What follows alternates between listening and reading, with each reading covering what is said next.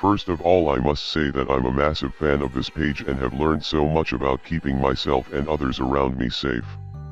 This is a story from when I was 18, I'm 25 now.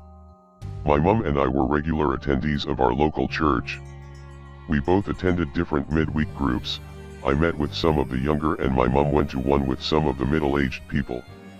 Anyway, my mum's group was about half a mile from our house and we didn't own a car, so she would often walk there on her own.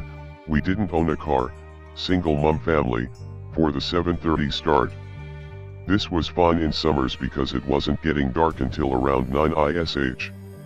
When her group ended at 10, she would call me and I would start walking/running to meet her to walk her home. We would usually meet not too far away from her group, but we would always stay on the phone until we met. On the night in question, all was usual. She called, I got my trainers on, locked the house and began jogging to meet her. I usually ran because it was good training for my rugby, and despite being a big guy, 6'2" and about 19 stone, 290 pounds, at the time I have an overactive imagination and get creeped by darkness and shadows.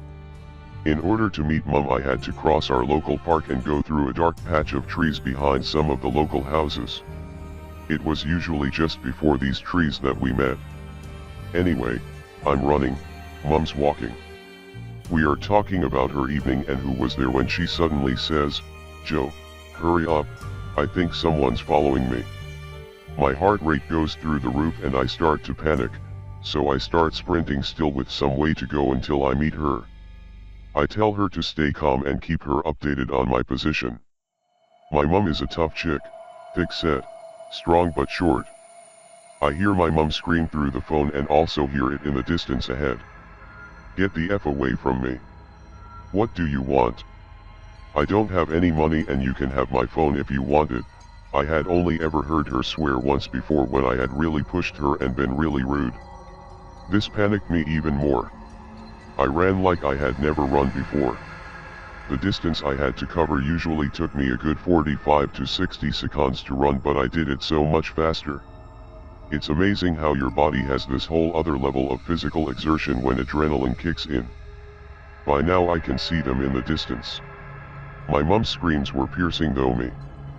I can see the guy has her by the hair and is dragging her about.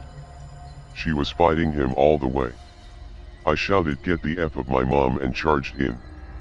He was tall and lean but had hardly any weight to him, maybe 180 pounds max. What happened next is something of a blur, and only through me and Mum talking about it have we come to some conclusion on what really happened, and the guy's injuries, of course. He saw this hulk of a man charging him and he immediately let go of her. She fell to the ground sobbing, and tried to run. I caught him fairly easy and took him to ground hard. Mum says I took him clean off the ground before smashing him head/shoulder into the ground. He grunted and we rolled, but I beat him up. In rugby, when you tackle someone you have to be quick onto your feet so you can challenge for the ball and try to win the ball for your team. It's at this point that I blank out, but apparently I hopped over the guy, head-butted him and repeatedly beat his face. Someone from the houses behind had heard the screams and called the police. One guy from the street was a policeman and had come out to investigate. I remember him dragging me off the guy, and it was 10 that I saw the blood and scratch marks on my arms. He had clawed me but I hadn't noticed it. The police arrived quickly and we had to be interviewed by them, which is all a bit blurry. Apparently the off-duty copper had thought I was the attacker, as I suppose anyone would have seen me beat his ass. The guy was on their records as a thief. He had mugged a girl in town not that long before. When police interviewed him he claimed he was just robbing her, but I'm not sure. He's in prison now, thankfully. I have never been so scared in my life. I had always imagined situations like this where I was the hero saving people, but I always wondered if I would be able to react when the moment came. Thankfully I haven't had to since. It just makes me so glad that I was being a good son to my mum and meeting her, even though I never really wanted to and never saw the need. You never think bad stuff will happen to the ones you love until it happens. So, guy who attacked my mum, let's not meet ever again. This was a year ago, when me, My little brother and my mom lived in an apartment complex out in Howell, Michigan. I was 18 at the time, I'm 19 now. Now some backstory to this. Both of my parents were divorced and I'd stay at periodic times with both of them. My mom had moved several times, from Jackson, to Flint to Detroit and finally Howell. She has her own place now in a different city, which is great though. Laughing face. Well, Howell is a small town between Brighton and Lansing for those who don't know about it, and is rather redneckish, although some famous people are from there. Good and bad. Has a lot of clan support sadly, but the rapper Bones is from the town, which halfway redeems it. Anyways. It seemed like a normal day. Walk for a half hour or so to the small gas station just across from the mire to get a NOS and couple monsters. While there, some guy was behind me too close for my comfort. I'm not a homophobe or anything, but I'm a bit introverted and don't like people too close to me unless I know them well or I think they're cute. I bought the NOS and monster, thanked the lady behind the bulletproof glass/plastic and turned to go on my way. I'm usually able to tell someone's emotions or a feeling if they're trustworthy or not most of the time, since I've always been able to naturally pick up on that. As I looked over, this guy was between somewhat skinny and pudgy with some pretty lifeless eyes. Now I won't say anything about that. I figured he could have been bipolar or depressed. Heck, my parents thought I had APSD for the longest time when I just don't really like people or loud crowds a lot since they're extroverts. Anyways, I started walking home, and for those who don't know, I have to walk across a busy intersection just to take the path across a wooden bridge and park to get to said apartment complex.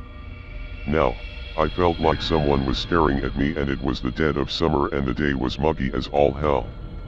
I kind of turned around to look, and the guy who stood so close behind me earlier is probably 20 feet away from me or something. I didn't hear what he said, but it sounded like "You're just like me." I didn't know what he meant, so I kind of laughed it off and said, "What? I didn't hear you." He didn't really say anything and kind of walked off. I figured finally he left me alone, I can go home and order some Chinese. Anyways, I got home and nothing seemed out of the ordinary. It's about 10 p.m. and night rolls around. I'm sitting in bed Skyping with my friend who was in New York. He'd moved when he was younger. We were talking about some annoying people on a web browsing game we play called Nation States. That's when I heard what sounded like faint scratching. I ignored it at first, thinking it was just the neighbors. But then I heard a large slap against the glass. I thought, what the F***ck? And was a bit uneasy. I decided to pull back the curtains, and there was the same weird dude from before staring back at me. Now I shared a bedroom with my little brother who was just going into kindergarten, and I slept on a pullout while he slept in his own bunk bed. I immediately felt my heart drop for a moment and wasn't sure what happened next because it seemed so surreal. I told my little brother to get up and go into my mom's room and tell her to call the police because a man was outside. I immediately ran out of the room after basically pushing him out as quickly as possible and went to the side closet where I kept my stuff. Now my dad didn't like me living in the big cities alone with my mom, so he'd gotten me a gun to protect myself when I was younger. It was a long rifle 30-6. I always kept it unloaded and on safety. Well, I loaded that thing up and took it off of safety, then the patio light went off. Not really a patio, it kind of went into the ground, but it had chairs and a little table, you get the idea. This dude was trying to break into my house and force the door open. I immediately pulled the rifle up and yelled at him that if he tried coming through that door I'd *king murder him. Obviously not the best word choice since we lived on the bottom floor and had neighbors above us. Not only that, but it could have been bad if I had shot him before he passed the door and was outside the door itself. He kind of froze up and then got a hold of himself and bolted. My mom came back having called the cops and was terrified to death since she originally thought my little brother just had a nightmare but saw me with a gun. The cops eventually came and then left. There wasn't really any evidence and the description I gave never went anywhere. But goddamn, that was probably the scariest stuff I've been through in my life. Extra. A day later the landlord put flyers on every door that said to not knock on doors or windows at night as it was a breach of privacy and danger to tenants. To whoever you were, intruder, let's not meet again, or you may lose more than a dull look next time. I'm a 26-year-old female living in Scotland. I have a disturbing and downright odd story that I've never considered sharing until now. It involves myself, my cousin, a few friends and an absolute creep that vanished and got away with everything. My cousin and I are the same age and were 14 at the beginning of this near 3-year incident. My cousin had gotten a new household computer and had installed and used MSN, as that was the major instant messenger back then. She started adding individuals from everywhere onto her contact list. One boy had stuck out. He claimed his name was Mark Halligan, aged 15, from Blackpool, England. They started talking every day, exchanging innocent pictures and becoming very close friends. He quickly admitted he was older 17 and apologized for lying. My cousin gave him the benefit of the doubt and continued the friendship. Things got weirder here. He knew it was her birthday soon and wanted to send a gift to her. She told me about this and we thought it would be cool and wanted to see what he would send, so she agreed, but waited a while before sending her address. He started by sending phone credit codes so they could text when the computer was in use. She then gave him the address and he sent her a lot of stuff: DVD player, huge teddy, DVDs, CDs, clothes, sweets, and various other things that she had to explain away to her parents as being a prize from a school competition. This went on for some time, while he still maintained he was 17 and added on that he made money from an under 21-year-old's football placement. Things escalated when he wanted to come up to meet her. She told me she was going to meet him and she was taking her friend with her to be safe, and she was very excited. While making arrangements, he planned to take the train to Scotland, but of course the day before he was due to come up he admitted he was 21, had a car and a job. She was 15 and thought it was appealing and still went through with it. I phoned her that night and she didn't tell me much, just that she didn't want to talk to him again and didn't divulge any more information. A few days later I received a contact request on MSN from Mark. I accepted and he told me how him and my cousin had stopped talking and he wanted to know why. I didn't have answers other than that she just didn't want to speak to him again. We started to become very good friends. He was starting to act the same with me, sending phone credit so that I could text him every day. I found him really funny and a nice person.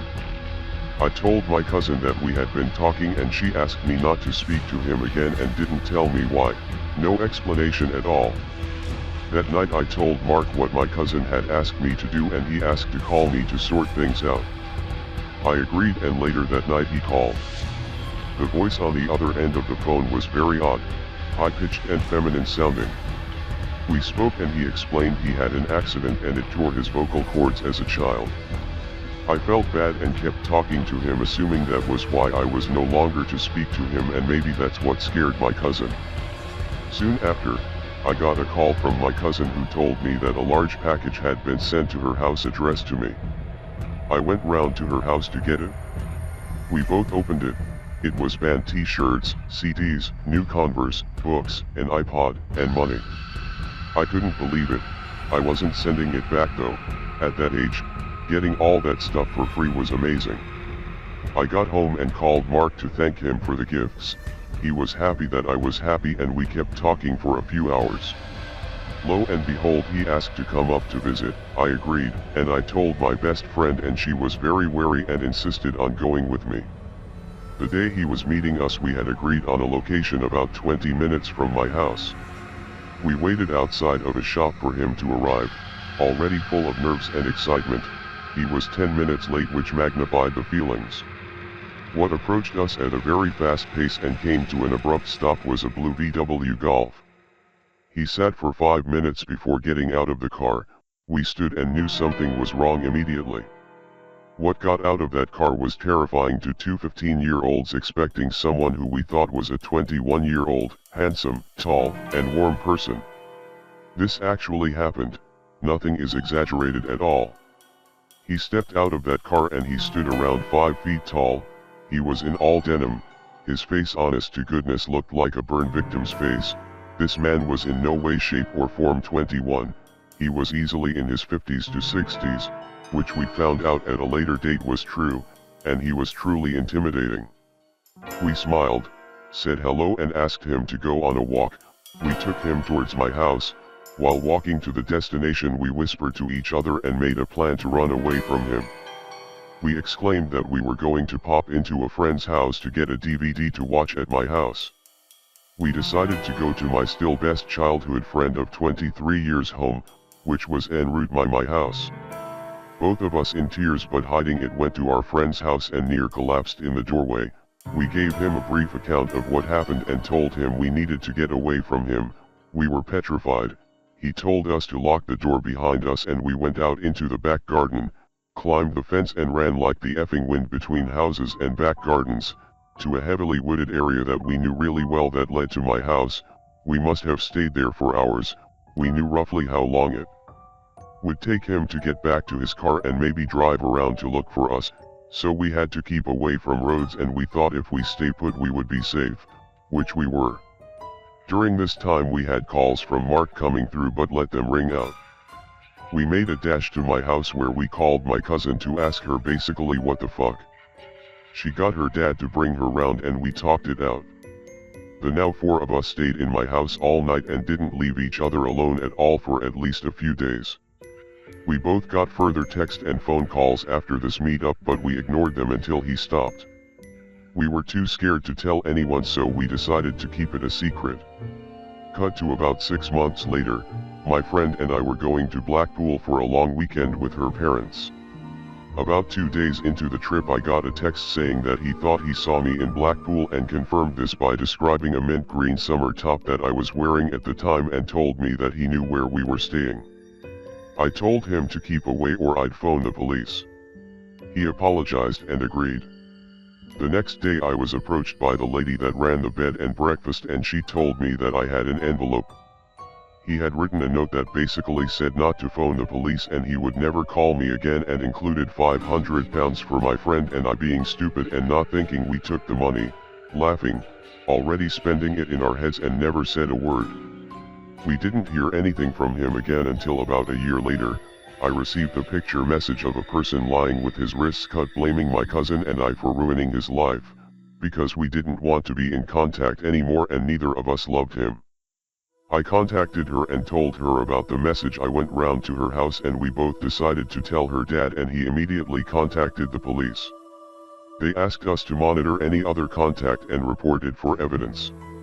Within hours of sending the picture, Mark had done something absolutely terrifying. He had called my cousin and her dad insisted he listen into the conversation. He told her that he had bought her a car and it was outside her house and he had left the area after dropping it off and gave her a specific description of it. He told her that there was a car key on the wheel, a blue bow on the steering wheel and all the documents for the car were in the back of the driver's seat. My uncle phoned the police again, told them about the car and that he had went out to confirm Mark's description of the car. When the police arrived they arranged for the car to be towed and to trace the numbers and online profiles that he had used. The only information that we got back from the police since that day was that the car was registered to a Pamela Halligan, a person he had us told in previous conversation was his sister, which was confusing because he had told us that his sister had died tragically during an IRA bombing in 1979 at the age of 10. It was horrible to know he was watching us at my cousin's house when we didn't know. He could have been anywhere at any time, knew anything about us and had the capability to go to extremes with lies and actions. I've researched his name a million times, different spellings and never found anything. We still get chills talking about him and have often not been able to finish a full conversation about him due to the horrible realization of what he had done.